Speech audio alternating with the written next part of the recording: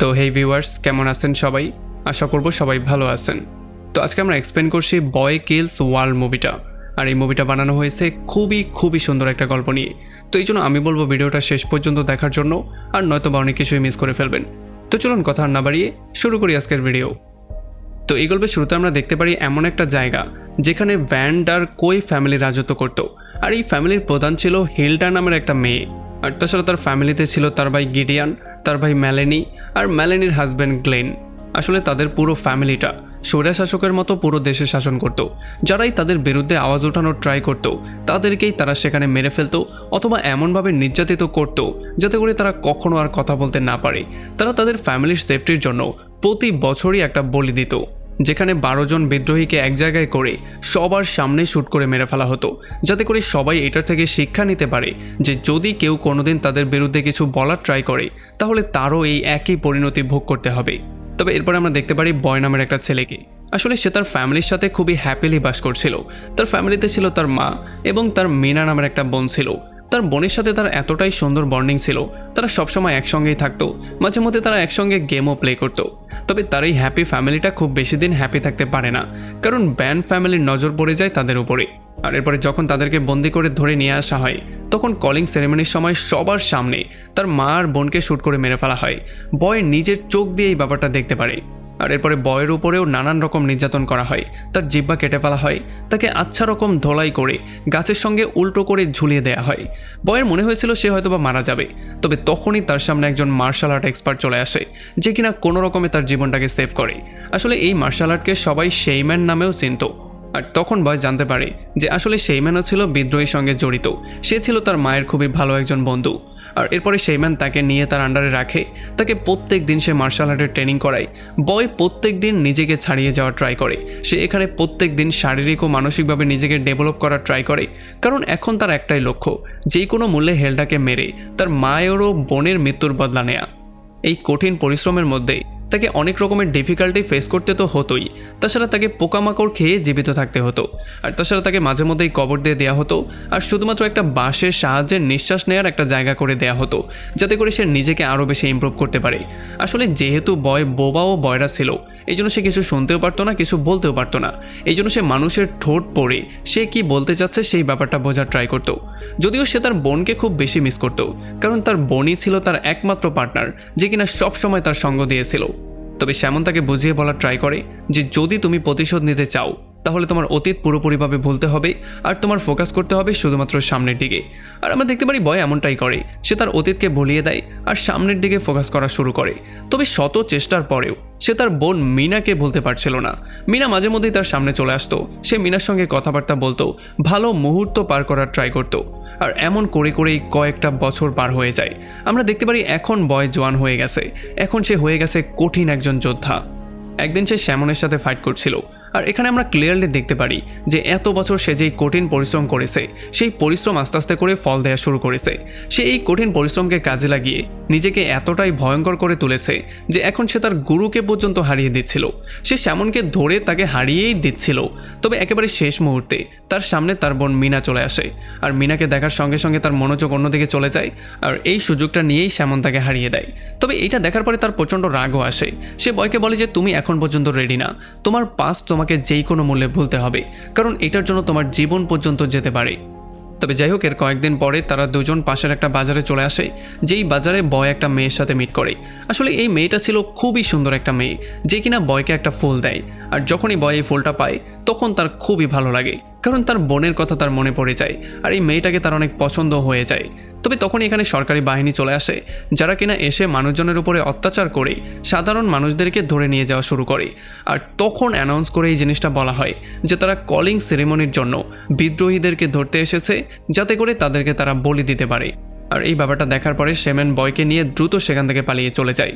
তবে যখন গ্লেন এখানে সমস্ত ব্যাপারগুলো করছিল তখন একটা মেয়ে প্রচণ্ড রাগের মাথায় ভিড়ের মধ্য থেকে গ্লেনকে বলা শুরু করে যে তুমি সেই ফ্যামিলির গোলাম হয়ে গেছো, এখন তুমি তাদের পালতু কুকুরের মতো ব্যবহার করছো।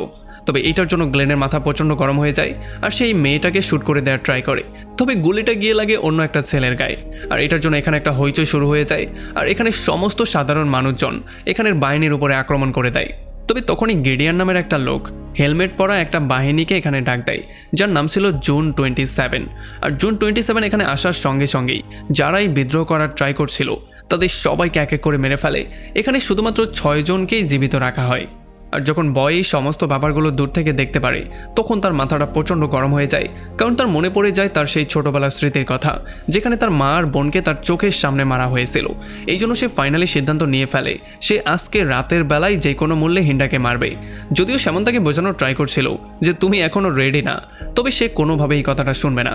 সে সেখান থেকে পালিয়ে সরাসরি চলে আসে গ্লেনের গাড়ির কাছে, আর গাড়িটার ডিকি খুলে সে ডিকির মধ্যে লুকিয়ে পড়ে, যেখানে কিনা অলরেডি একটা লাশ পড়েছিল।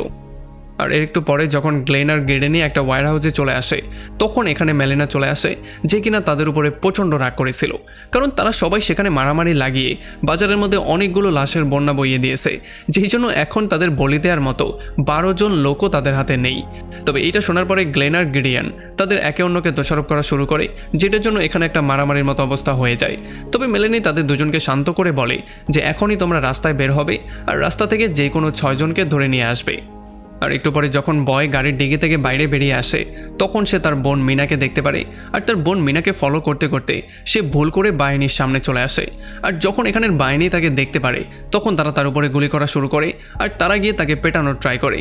তবে বয় বারবার করেই তার স্কিল আর তার পাওয়ারের সাহায্যে এক এক করে তাদের সবাইকে মারছিল, আর তাদের প্রত্যেককে এক এক করে জানেই শেষ করে দিচ্ছিল।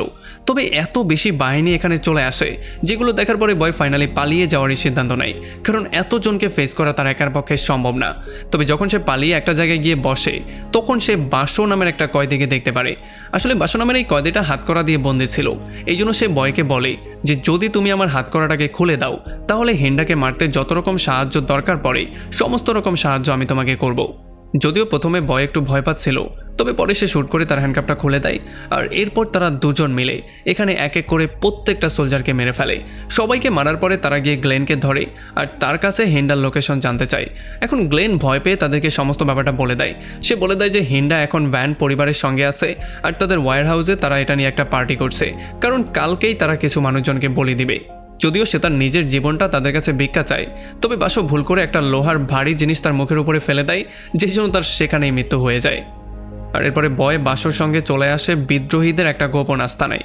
তবে যখন তারা গোপন আস্তানায় আসে তখন বেনি নামের একটা লোক বয়ের উপরে গান পয়েন্ট করে ফেলে। তবে তখন বাসো তাকে বুঝিয়ে বলে যে আসলে সে অন্য কেউ না, সে হচ্ছে গিয়ে আমার বন্ধু। আর এরপর তারা দুজন একে অন্যকে জড়িয়ে ধরে, আর ফাইনালি বাসো বেনিকে জিজ্ঞেস করে যে এখানে তুমি একা কেন, বাকি মানুষজন কোথায়? আর তখন বেনি তাকে সেই সংবাদটা দেয়। সে বলে যে এখানে সরকারি সোলজাররা এসে আমাদের সবার উপরে আক্রমণ করেছে আর আমাদের সবাইকে মেরে ফেলেছে, কেমন করে যেন আমি বেঁচে গিয়েছি। আর যখন বাসু জানতে পারে যেই মেয়েটাকে সে ভালোবাসতো তারও মৃত্যু হয়ে গেছে তখন সে পাগলের মতো কান্না করা শুরু করে। তবে এরপরে তারা নিজেদেরকে সামলে নিয়ে কিভাবে আবারও হেল্ডার উপরে আক্রমণ করা যায় সেই প্ল্যানিংটা করা শুরু করে। প্রথমে তার বাড়ির মধ্যে ঢোকার জন্য বয় একটা শেপের বেশ নিয়ে নেয়, আর তারা দুজন দুইটা সোলজারের ড্রেস পরে নেয়। আর এরপরে যখনই বয় শেপের ড্রেস পরে মধ্যে চলে আসে তখন তার সামনে চলে আসেন নিনা তাকে কিছু খাবার টেস্ট করার জন্য বলে। আর যখনই সে খাবারগুলো টেস্ট করে তখন সে পুরোপুরি শকড হয়ে যায়, কারণ বয় এত সুস্বাদু খাবার এর আগে কখনোই খায়নি, এই জন্য সে পাগলের মতো খাওয়া শুরু করে। তবে তখন বাসু তাকে আবার ইশারা করে বলে দেয় যে খাবার দাবার বাদ দিয়ে নিজের মিশনের দিকে ফোকাস করো। এখন বয় কিচেনের মধ্যে যাওয়ার সঙ্গে সঙ্গে নিজের ড্রেসটা খুলে ফেলে, আর যখনই বাকি লোকজন এটা দেখতে পারে তখন তারা তার উপরে আক্রমণ করার জন্য ফুললি প্রিপারেশন নিয়ে নেয়। তবে বয় একটা চাকুর সাহায্যে এক এক করে তাদের সবাইকে মেরে ফেলে। ফাইনালি তবুও যারা জীবিত ছিল তাদের চামড়া পর্যন্ত সে তুলে ফেলে। আর এরপর সে চলে আসে ডাইনিং রুমের মধ্যে। এখানে আসার সঙ্গে সঙ্গেই একটা গার্ডকে সে মেরে ফেলে। আর তখনই সে হিল্ডাকে দেখতে পারে যে কিনা ডাইনিং টেবিলে খাবার খাচ্ছিল, এই জন্য সে গিয়ে এক কোবে হিল্ডার মাথা 2 ভাগ করে ফেলে। এটার জন্য সবাই চিৎকার চেঁচামেচি করা শুরু করে।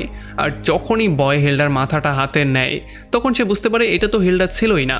আর তখন এখানে গিডিয়ান তার বাহিনী নিয়ে চলে আসে, আর সে বলে যে আমি এটা খুব ভালো করেই জানতাম যে হিল্ডার উপরে কেউ একজন আক্রমণ করতে যাচ্ছে, এই জন্যই আমি এই পুরো জালটা বিছিয়েছি, আর এই পুরো প্ল্যানিংটা আমারই ছিল। তবে এরপরে সে জুন 27কে তার সামনে ডাকে, আর সে বয়ের উপরে তাকে আক্রমণ করতে বলে। আর যখনই তাদের দুজনের মধ্যে একটা মারামারি শুরু হয়ে যায় তখন আমরা দেখতে পারি প্রথমে বয়কে জুন 27 পেটালেও বয়ের সাথে সে কোনোভাবেই শেষ পর্যন্ত পারছিল না। আর বয় একটা সময় তার মুখের মধ্যে লাথি মেরে তার হেলমেটটা পর্যন্ত খুলে ফেলে। তবে যখনই সে তার আসল ফেসটা দেখতে পারে তখন সে একটু অন্যমনস্ক হয়ে যায়, আর এই সুযোগটা নিয়েই জুন 27 তার উপরে আক্রমণ করে তাকে সেখানে বেহুশ করে ফেলে।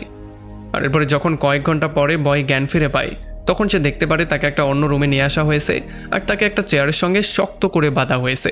জুন 27 তার সামনে দাঁড়িয়ে বারবার করে একটাই কোয়েশ্চেন করছিল যে শ্যামনের অ্যাড্রেসটা তুমি আমাকে দিয়ে দাও, যদি তুমি শ্যামনের অ্যাড্রেসটা দিয়ে দাও তাহলে তোমার জানটা আমি ভিক্ষা দিয়ে দিব, তোমাকে আমি ফ্রিলি এখান থেকে ফ্রি করে দেব। তবে কোনোভাবেই বয় এই কাজটা করতে চাইছিল না আর এই জন্য প্রচণ্ড রাগ নিয়ে জুন 27 এখান থেকে বেরিয়ে চলে যায়।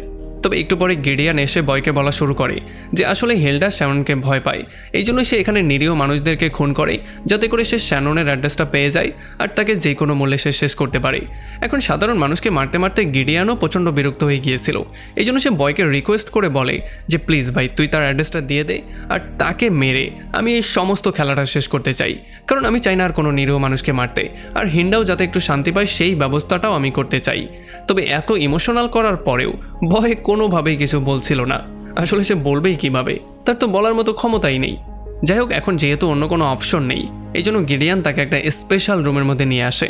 আসলে এখানে তার গলার মধ্যে একটা বেল পরিয়ে দেওয়া হয় যেখানে তাকে একটা ভয়ঙ্কর ইলেকট্রিক শক দেওয়া হবে। তবে তখন এখানে মেলানি এসে তাকে এই ওয়ার্নিংটাও করে যে তুমি আমার হাজব্যান্ডকে মেরে একটা ভয়ঙ্কর ভুল করেছো, এইটার শাস্তি তুমি সবার সামনে স্টেজে পাবে। আর এর একটু পরে হেলডা নিজে স্টেজে চলে আসে আর এখানে সবার সামনে ভাষণ দেওয়া শুরু করে। তবে ভাষণ দেওয়ার সময় সে নিজের মানসিক ভারসাম্যটাই হারিয়ে ফেলে, এই জন্য সে সবার উপরেই গান পয়েন্ট করে ফেলে। তবে যতক্ষণে সে এখানে কাউকে শ্যুট করতো তার আগে এখানে মেরিনা চলে আসে যে কিনা তাকে শান্ত করে সেখান থেকে নিয়ে যায়। আর এরপর সে নিজে এই অনুষ্ঠানটাকে উদ্বোধন করে আর এরপরে শুরু হয়ে যায় প্রত্যেকটা বিদ্রোহীদেরকে মারার একটা ভয়ঙ্কর প্রতিযোগিতা। এখানে যখন সবাইকে মারছিল তখন আমরা দেখতে পারি বয়ের হাত পা বাঁধা অবস্থায় ছিল, বয় এখান থেকে পালিয়ে যাওয়ার কোনো সুযোগই পাচ্ছিল না। তবে যতক্ষণে তার পালা আসতো তার আগেই তার মনে পড়ে যায় যে গিডিয়ান লুকিয়ে তাকে একটা চাকু দিয়েছিল, আর এই জন্য ফাইনালি সেই চাকুটার ইউজ করে তার রশিটাকে কেটে ফেলে আর সেখান থেকে দৌড়ে পালিয়ে যাওয়ার ট্রাই করে। তবে মেলিনিও কোনোভাবে কম ছিল না, সে বয়ের গলার সেই বেল্টটার সাহায্যে তাকে বারবার করে শক দেওয়া শুরু করে, যেই জন্য বয় সেখানেই বেহুশ হয়ে যায়। আর এরপরে কার্টুনের মতো কিছু লোক এসে তাকে একটা টেবিলের মধ্যে এনে বেঁধে ফেলে। আর এরপরে ছাগলের মতো একটা লোক এসে তাকে যখনই একটা হাতুড় দিয়ে মেরে ফেলতে যাচ্ছিল তখন সে তাকে না মেরে এই কার্টুনদের উপরেই আক্রমণ করে দেয়। আর তখন আমরা জানতে পারি যে আসলে এই লোকটার অন্য কেউ না, এই লোকটা হচ্ছে গিয়ে বাসো। বেনিও এখানে স্টেজের মধ্যেই ছিল যে কিনা বয়কে একটা গুলি দেয় আর এরপর তারা তিনজনে মিলে শ্যুট করে করে প্রত্যেককে মারা শুরু করে। তবে এই সমস্ত ব্যাপারগুলো দেখার পরে মেলেনিও একটা বন্দুক নিয়ে চলে আসে যে কিনা বয়কে গান পয়েন্টে নিয়ে তাকে শ্যুট করে দেয়। তবে যতক্ষণে সেই গুলিটা বয়ের গায়ে লাগতো তার আগেই বেনি লাফ দিয়ে এসে তার নিজের পিঠের মধ্যে সেই গুলিটা নেয়, যেই জন্য তার স্পটেই মৃত্যু হয়ে যায়। আর যখন বয়ের কোলের মধ্যেই তার মৃত্যু হয় তখন এটা দেখার পরে বয়ের মাথাও প্রচণ্ড গরম হয়ে যায়। আর একটু পরে মেলেনি বাসকেও শ্যুট করে দেয়। আর যখন সে এরপরে বয়কে মারার ট্রাই করে তখন বয় দৌড়ে গিয়ে একটা কার্টুনের পেছনে লুকিয়ে পড়ে আর ফাইনালি সে মেলেনিকে ধরে একটা চেয়ারের সঙ্গে বেঁধে ফেলে। তবে মেলেনি তাকে বলে যে যখন তুমি আমাকে মারবে তখন এই পুরো জিনিসটা টিভিতে লাইভ সবাই দেখবে আর সবাই আমাকে একজন শহীদ বলে মনে করবে। তবে তার এই উল্টাপাল্টা কথায় বয় একেবারেই মনোযোগ দেয় না আর সে তার মাথাটাকে দুই টুকরো করে সেখান থেকে বেরিয়ে চলে আসে। এরপর সে যখন সামনের দিকে আগায় তখন সে দেখতে পারে গিডিয়ান এখানে আহত অবস্থায় পড়ে আছে। গিডিয়ান তাকে বলে যে যেহেতু আমি বেইমানি করেছি এই জন্য আমার আপন বোন মেলেনি আমাকে শ্যুট করে দিয়েছে, এখন আমি মৃত্যুর জন্য প্রহর গুনছি। তবে সে এখানে সেই বাংকারের চাবিটা তাকে দিয়ে দেয় যেই বাংকারের মধ্যে হেলডা গিয়ে লুকিয়েছে। আর এরপরে যখন বয় গিডিয়ানকে মারার ট্রাই করছিল তখনই তার সামনে মিনা চলে আসে আর মিনা এসে তাকে বারবার করে বোঝানোর ট্রাই করে যে এই লোকটা তোমাকে তখন সাহায্য করেছিল যখন তোমার সাহায্য করার মতো কেউ ছিল না, তোমার একেবারে দুঃসময়ে সে তোমাকে সাহায্য করেছিল, সো প্লিজ তুমি তাকে মেরো না। তবে আমরা দেখতে পারি বয় তার কোনো কথাই শুনবে না, সে উল্টো মিনাকে বলে দেয় যে তুমি তো আসলেই না, তুমি হচ্ছে গিয়ে আমার একটা নকল চিন্তা, কারণ আমার বোন তো কবেই মারা গিয়েছে। আর এইটা শোনার সঙ্গে সঙ্গেই মিনা তার চোখের সামনে থেকে গায়েব হয়ে যায় আর বয় তার সেই তলোয়ার দিয়ে গিডিয়ানকে একটা ভয়ঙ্কর মৃত্যু দেয়। তো এরপরে যখন সে সেই বাংকারের সামনে চলে আসে যেই বাংকারের মধ্যে হেলডা লুকিয়েছে তখন হেলডা স্ক্রিনে এসে তাকে সতর্ক করে, সে বলে যদি তুমি মধ্যে আসার ট্রাই করো তাহলে তুমি শুধু শুধুই মারা যাবে। তবে তখন বয় তাকে একটা ড্রয়িং দেখায় যেই ড্রয়িংটা ছোটবেলায় তার বোন মিনা করেছিল আর সে তাকে বলে যে আমি শুধু শুধু এখানে আসিনি, আমি মরে গেলেও আমার কিছু যায় আসে না। আর এইটা দেখার পরে হেলডা পুরোপুরি শকড হয়ে যায়, এই জন্য সে দ্রুত তার স্ক্রিনটাকে বন্ধ করে দেয়। আর যখনই বয় এরপরে দরজাটাকে ভেঙে সামনের দিকে যাওয়ার ট্রাই করে তখন সে দেখতে পারে অনেকগুলো আর্মি তার সামনে দাঁড়িয়ে আছে, তবে কেউই তার উপরে শ্যুট করে না। আর এখানে জুন 27 এসে তাকে বলে যে হিলডা তোমার জন্য ওয়েট করছে, আর এরপর সে তাকে তার সঙ্গে করে নিয়ে যায়। আর এরপরে যখনই সে হিলডার রুমের মধ্যে যায় তখন সে দেখতে পারে হিল্ডার একটা ফ্যামিলি ফটোর মধ্যে তারও ছোটবেলার একটা ছবি আছে। এটা দেখার পরে সে পুরোপুরি শকড হয়ে যায়।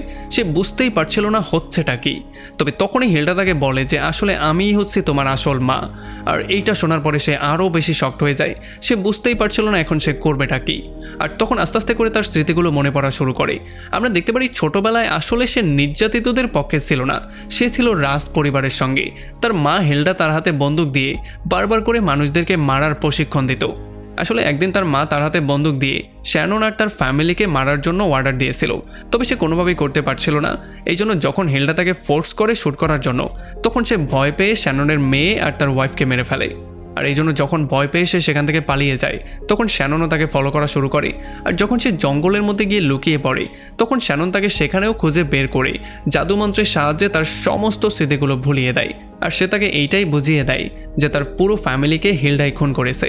আর সে ফাইনালি তার জিহ্বাটাকেও নিজে কেটে ফেলে, যাতে করে পরবর্তীতে তার হয়ে এই ছেলেটা তার ফ্যামিলির মৃত্যুর বদলা নিতে পারে। এখন বয় জানতে পারে যে জুন 27ই হচ্ছে গিয়ে তার আসল বোন।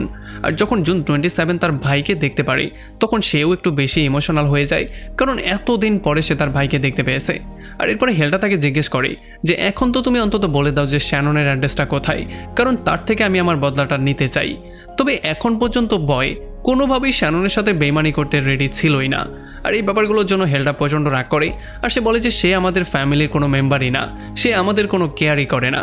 এই জন্য সে ফাইনালি জুন 27কে অর্ডার দিয়ে দেয় তাকে এখানেই শেষ করে দেওয়ার জন্য। এরপরে জুন 27 একটা কোড়াল দিয়ে তাকে কোপ দিয়ে মারতে যাচ্ছিলই, তবে তখনই তার মনে পড়ে সেই স্মৃতিগুলো যেগুলো ছোটবেলায় তারা একসাথে পার করেছিল। আর এগুলোর জন্য সে ফাইনালি উল্টা দিকে ঘুরে হেল্ডাকে কোপ দিয়ে সেখানে মেরে ফেলে। আর এটার জন্য অনেকগুলো আর্মি তাদের উপর আক্রমণ করে দেয়, তবে তারা দুজন বারবার করে তাদের স্কিল আর বিভিন্ন রকমের শটগানের সাহায্যে একে করে তাদের সবাইকে মেরে সেখান থেকে পালিয়ে চলে আসে। যখন তারা একটা লিফটের মধ্যে চলে আসে, তখন জুন 27 তাকে বলে যে ছোটবেলা থেকেই বারবার করে হেল্ডা আমাকে বলেছে যে তোমার ভাইয়ের মৃত্যু হয়ে গেছে, তবে আমার মন বারবার করে বলছিল যে না, আমার ভাই এখনও জীবিত আছে। আসলে ছোটবেলা থেকেই জুন 24 চাইছিল তার ভাইয়ের মৃত্যুর বদলা নেওয়ার জন্য, তবে এই বদলা খেলতে গিয়ে কখন যে সে একজন ভয়ঙ্কর ক্রিমিনাল হয়ে গেছে সেটা সে নিজেও জানে না। আর এই সমস্ত ব্যাপারগুলোর জন্য তারা ইমোশনাল হয়ে যখন লিফট থেকে বাইরে বেরিয়ে আসে, তখন তারা দেখতে পারে তাদের সামনে শ্যানন দাঁড়িয়ে আছে। আর শ্যানন বয়কে ইশারা করে বলে দেয় যে এখন পর্যন্ত বদলা শেষ হয়নি। আসলে সে চাইছিল যাতে বয় তার বোনকেও খুন করে, তবে বয় এই কাজটা কোনোভাবেই করতে চাইছিল না। সে শ্যাননকে বুঝিয়ে বলার ট্রাই করে যে এখন একমাত্র সেই হচ্ছে আমার ফ্যামিলির মেম্বার। তবে এইটা শোনার পরে শ্যানন প্রচণ্ড রাগ করে আর সে গিয়ে জুনের উপরে আক্রমণ করে দেয়। আর এই আক্রমণের জন্য যদিও জুন একটু আহত হয়ে যায়, তবে যখন সে তাকে মেরে ফেলার ট্রাই করছিল তখন আর বয় নিজেকে ঠিক রাখতে পারে না, সে গিয়ে শ্যাননের উপরে আক্রমণ করে দেয়। তবে যেহেতু শ্যাননই তাকে সমস্ত কিছু শিখিয়েছে, এই জন্য সে কখন কি করবে এটা শ্যানন খুব ভালো করেই জানে। এই জন্য কোনোভাবে বয় তার সাথে পারছিল না। তবে তবুও বয় বারবার করে তার উপর আক্রমণ করে ফাইনালি তার লকেটটাকে ছিনিয়ে আনতে সফল হয়ে যায়। আর এই লকেটের একটা ধারালো জিনিস দিয়ে তার গলাটাকে ছিঁড়ে সে সেখানেই তাকে মেরে ফেলে। আর এরপরে ফাইনালি তারা দুই আহত ভাই বোন একে অন্যকে সাহায্য করে সেখান থেকে বেরিয়ে চলে যায়। আর তখন আমরা দেখতে পারি ছোটবেলায় তারা দুজনেই প্রমিস করেছিল যে তারা যেই কোনো মূল্যে একে অন্যকে সেভ করবে। আর ফাইনালি তারা এই ওয়াদাটাকে পূরণ করেছে। আর এমনই একটা সুন্দর পয়েন্টে এই পুরো মুভিটা এখানে শেষ হয়ে যায়। তো আমাকে কমেন্ট করে জানান, যদি আপনার ফ্যামিলি স্বৈরাচারী শাসক হয়ে যায় তাহলে আপনি তাদের বিরুদ্ধে যাবেন কিনা, যেমনটা গিয়েছে জুন 27, সে তার নিজের মাকেই খুন করে ফেলেছে। ভিডিও ভালো লাগলে অবশ্যই একটা লাইক করবেন, আর যদি এখনও আমাদের চ্যানেলটা সাবস্ক্রাইব করে না থাকেন তাহলে প্লিজ করে ফেলুন। তো আমাদের দেখা হবে অন্য কোনো ভিডিওতে অন্য কোনো একদিন। Till then, take care.